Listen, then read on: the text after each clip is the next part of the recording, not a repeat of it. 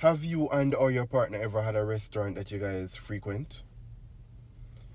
But for whatever reason, looking back now, you guys no longer go to that restaurant? For whatever reason, looking back now, you guys don't hate that restaurant.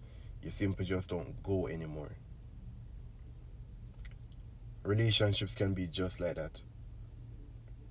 Your partner used to do something, let's say they used to kiss you in the mornings. They no longer do it.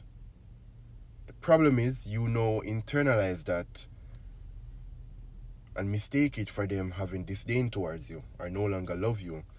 But this could be simply life taking its toll. Your partner forgot. Your partner got so busy, they don't remember. And all you have to do, just like the restaurant, is go back and try that food. Find a new restaurant. Remember what you used to eat there and cook it yourself. In the case of your partner, remind them.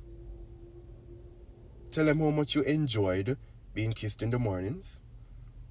And trust me, they will start doing it again. Unless they really just did hate you and stop.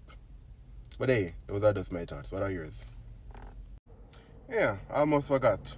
Ensure that you're liking, commenting, and sharing a video if you enjoyed.